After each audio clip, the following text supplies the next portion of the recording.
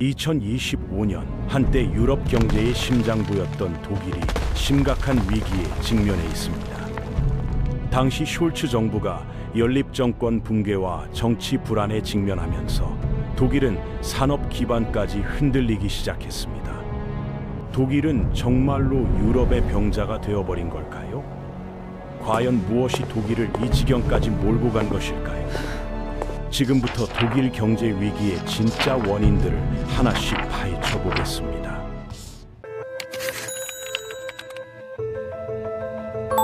먼저 독일이 어떻게 지금의 위치에 오르게 되었는지부터 살펴보죠. 제2차 세계대전 후 폐허가 된 독일은 놀라운 경제 부흥을 이루어냈습니다. 이른바 라인강의 기적이라 불리는 이 성장의 핵심은 바로 고품질 제조업과 수출 중심 경제 모델이었어요. 독일은 전쟁 중 축적된 기술력을 평화적 목적으로 전환하면서 자동차, 기계, 화학, 정밀공학 분야에서 세계 최고 수준의 경쟁력을 갖추게 되었습니다. 마셜 플랜의 지원과 독일 마르크화의 도입, 그리고 적절한 규제 완화가 이러한 성장을 뒷받침했죠. 결과적으로 독일은 수출 세계 챔피언이라는 별명을 얻게 되었고 2012년에는 수출이 GDP의 50%를 차지하는 수준까지 도달했습니다. 그런데 여기서 중요한 변화가 일어났어요. 독일의 성장 동력이 점점 중국과의 관계에 의존하게 된 겁니다. 급속도로 산업화를 진행하던 중국은 독일의 고급 기계, 화학 제품, 전문 기술을 필요로 했고 동시에 중국 소비자들의 소득이 늘어나면서 독일 자동차에 대한 수요도 폭증했어요. 실제로 폭스바겐, BMW, 메르세데스, 벤츠의 중국 매출 비중은 전체의 40%에 달했습니다. 하지만 이런 과도한 중국 의존은 양날의 검이었어요. 코로나19 팬데믹이 글로벌 공급망을 마비시켰을 때 독일 산업계는 심각한 타격을 받았습니다. 더욱 심각한 문제는 중국이 단순한 수입국에서 강력한 경쟁국으로 변모하기 시작한 거였어요. 특히 전기자동차 분야에서 이런 변화가 극명하게 드러났습니다. 2023년 중국은 160만 대의 전기자동차를 수출한 반면 독일은 68만 6천 대에 그쳤어요. 더욱 충격적인 것은 중국 전기자동차의 40%가 유럽으로 향했다는 사실입니다. 2024년은 독일 산업계의 결정적인 전환점이 되었어요. 독일 산업의 상징인 폭스바겐이 역사상 처음으로 독일 내 공장 폐쇄를 발표한 겁니다. 자동차 수요 감소와 새로운 경쟁 환경 속에서 폭스바겐은 50만 대 규모의 과잉 생산 능력을 보유하게 되었고 이는 두 개 공장 전체에 해당하는 규모였어요. 노조와의 격렬한 협상 끝에 향후 몇 년간 3만 5천 개의 일자리를 줄이고 수십억 달러의 비용을 절감하기로 합의했습니다. 하지만 이는 단지 시작에 불과했어요. 중국은 기계부터 제약까지 거의 모든 산업 분야에서 독일을 앞서기 시작했거든요. 통계가 이를 명확히 보여줍니다. 2023년 독일의 산업 생산은 1.5% 감소한 반면 중국의 산업 생산은 4.6% 증가했어요. 이런 추세가 지속된다면 독일의 제조업 우위는 더욱 빠르게 무너질 겁니다. 여기에 인구 구조적 문제가 추가적인 압박을 가하고 있어요. 독일의 출산율은 여성 1인당 1.35명으로 세계 최저 수준이며 2030년에는 독일 인구의 24%가 67세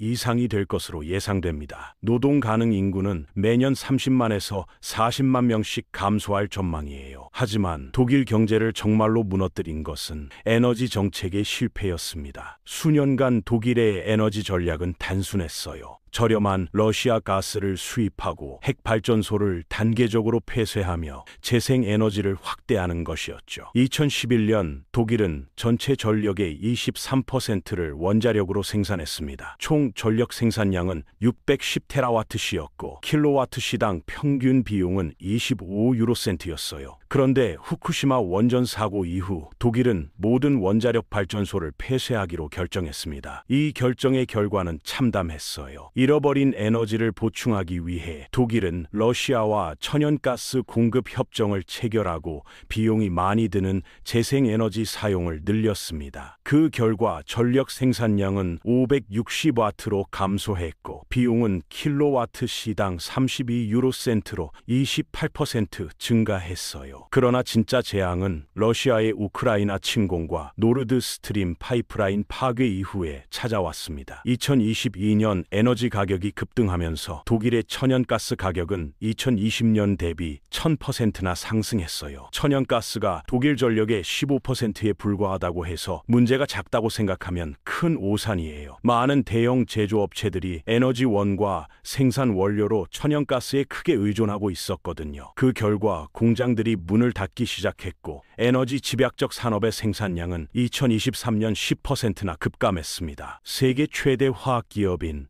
바스프의 사례가 이 상황을 극명하게 보여줍니다. 단 1년 만에 에너지 비용이 32억 유로나 증가한 바스프는 독일 본사 공장의 비용을 5억 유로 절감하고 주요 제품 생산을 줄였어요. 더욱 충격적인 것은 바스프가 독일 대신 중국의 새로운 화학단지 건설에 100억 유로 가까운 투자를 결정한 겁니다. 이 모든 상황에서 3차적 파급 효과가 발생하고 있어요. 독일 근로자의 19%가 제조업에 종사하고 있는데 이는 다른 선진국의 2배 이상에 해당합니다. 독일 제품 수요 감소와 에너지 비용 상승으로 임금과 일자리에 대한 압박이 커지고 있어요. 실제로 2020년 이후 독일의 실질지금은 2% 하락 한 반면 OECD 국가 전체의 실질 임금은 1.5% 상승했습니다. 이는 소비자 지출에 직접적인 압박을 가하고 있어요. 역사적으로 독일인들은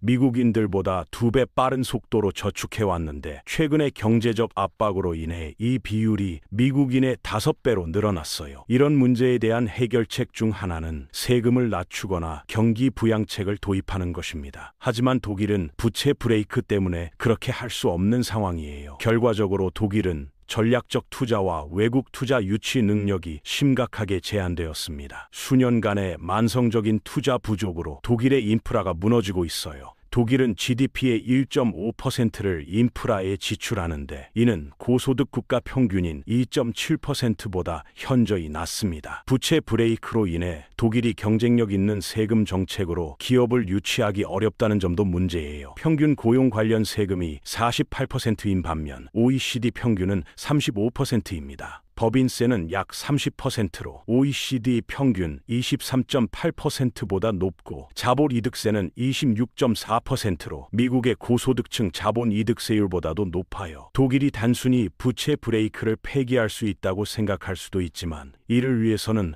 헌법 개정이 필요한데 이는 거의 불가능합니다. 전반적으로 독일은 재정 보수주의를 극단적으로 추진했고 이로 인해 경제가 마비되었을 가능성이 커요. 하지만 이런 보수주의는 재정에서만 끝나지 않습니다. 관료주의에도 똑같이 적용돼요. 독일은 기업가와 자본 투자에 전혀 매력적이지 않은 환경을 제공하고 있습니다. 높은 세금, 높은 임금, 높은 에너지 비용에 관료적 악몽까지 더해진 상황이에요. 독일에서 사업을 시작하는 데는 한 달 이상 걸리는 반면 미국에서는 며칠이면 됩니다. 풍력발전소 같은 특수 프로젝트의 경우 허가를 받는데 5년에서 6년이 걸리는 반면 텍사스나 중국에서는 1년도 걸리지 않아요. 독일인들이 오랫동안 관료주의를 선호해온 이유는 역사에서 찾을 수 있습니다. 프로이센 행정 시스템에서 유래한 엄격한 법적 구조와 제2차 세계대전 이후 심각한 트라우마를 겪은 독일이 효율성보다는 안전성에 과도하게 투자했기 때문이에요. 이는 조심하는 것이 후회하는 것보다 낫다는 독일 속담으로 완벽하게 요약되는 보수주의 문화를 만들어냈어요. 그 결과 독일의 법률 시스템,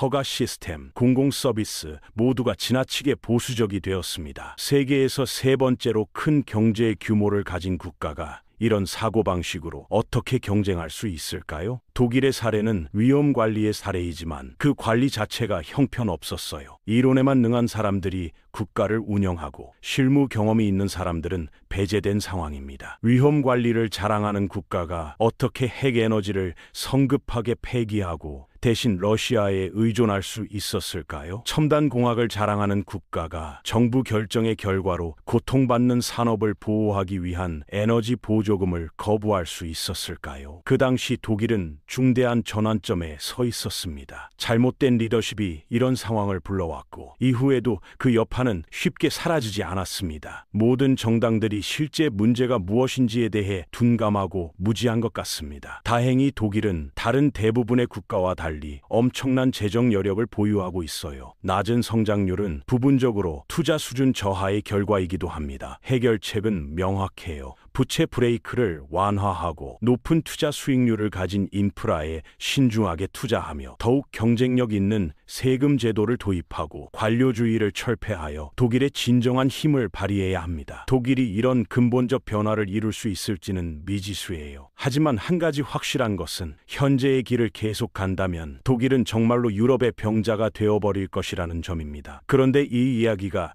정말 독일만의 문제일까요? 놀랍게도 지금 대한민국에서도 비슷한 징후가 나타나고 있습니다. 한국의 출산율은 세계 최저인 0.68명 수준으로 떨어졌고 인구는 이미 감소세로 접어들었습니다. 산업 구조 역시 반도체, 자동차 등 소수 제조업에 과도하게 의존하고 있으며 에너지 요금은 2년 새 15% 이상 상승, 성장률은 2%대 초반에 머물고 있습니다. 수출의 5분의 1 이상이 여전히 중국 시장에 의존한다는 점도 독일의 모습을 떠올리게 합니다. 이제 경고음은 이미 울리고 있습니다. 인구 감소, 산업 집중, 에너지 비용, 규제와 세금 문제까지 지금의 한국은 과거 독일이 서 있던 그 갈림길에 천천히 다가서고 있는지도 모릅니다. 유럽의 병자라 불렸던 독일의 모습이 머지않아 아시아의 병자로 불릴지도 모를 우리 자신의 미래가 되지 않기를 바랍니다. 여러분은 어떻게 생각하시나요? 지금의 독일, 그리고 우리의 모습, 댓글로 여러분의 생각을 남겨주세요.